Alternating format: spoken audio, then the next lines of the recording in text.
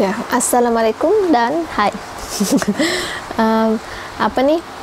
Hari ini mau cerita juga pasal ini tips, personal opinion juga, tapi tips sedikit fakta pasal emotional intelligence. Tapi oleh karena mau buat 5 menit ya, tapi ni emotional intelligence ada 5 elemen, jadi satu yang 5 menit tu satu elemen.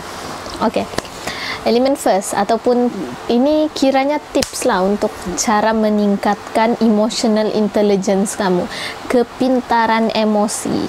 Penting untuk hidup ni sebab manusia ni bukan sahaja ada akal tapi ada perasaan juga, jadi mesti pandai emosi juga. Oke, kita cerita pasal yang pertama saja. Lepas tu kamu boleh buat homework. Oh, macam bagi counseling. Boleh buat homework untuk elemen pertama ni. Elemen pertama dia ialah, menurut Daniel Goleman, salah seorang American psychologist, dia cakap ada 5 elemen, dan elemen pertama ialah gelapnya. Elemen pertama ialah self-awareness. Oke, self-awareness ni di mana kita cuba untuk memahami diri kita dan diri orang lain. Tapi sebelum kita faham orang lain, kita kena faham diri kita. Macam mana kita mau faham diri kita? Take time to slow down dulu. Jangan terburu-buru mau faham diri kita. We have a lifetime, sebab diri kita tak akan lari. Inilah kita nih di sini. Jadi, macam mana kita mau faham diri kita? Kita detect, kita cari tahu kita punya kekurangan atau kelemahan, dan kekuatan atau kelebihan. Kita cari tahu dua tu. Coba kita list out. Kadang-kadang macam saya pernah buat di dalam kelas activity begini. Kadang-kadang even budak-budak pun dia orang ada yang sangat hebat, tahu dia orang punya kekurangan dan kelebihan. Tapi ada orang yang strength and weaknesses dia orang pun dia orang tak tahu. Jangankan budak-budak, kita yang besar pun cubalah kita kasih list. Kita tahu ke diri kita.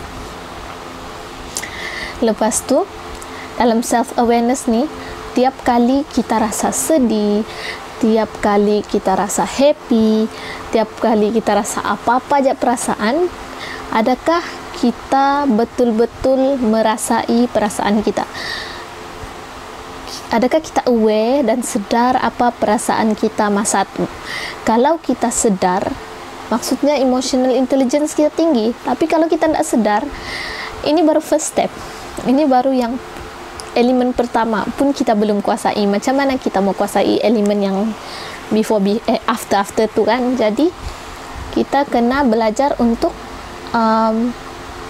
terima perasaan kita. Jangan dalam situasi yang denial ataupun jangan menidakkan perasaan kita.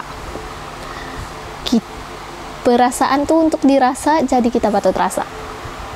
Kalau kita sedih, contoh kita satu orang terasa sedih, kita cari tahu kenapa aku sedihnya. Memang kadang-kadang kita akan ada masa kita boleh sedih for no reason, tapi itu cerita lain. Itu nanti kita cerita pasal anxiety kah, pasal depression, itu kita cerita episode lain. Tapi ini kita mau kasih tingkat emotional intelligence kita. Kalau kita sedih, kita acknowledge, kita sedar dulu yang, oh aku sedih, oh sekarang aku sedih sebab begini, oh sekarang aku gembira. Bila kita sedar, bila kita sedih, bila kita gembira, bila kita kecewa, bila kita tahu punca dia, dan kita benarkan diri kita rasa apa yang kita perlu rasa, perasaan itu akan berlalu dan tidak akan terpendam dalam hati yang paling dalam. Dia akan berlalu. That's how you increase your emotional intelligence. Part 1.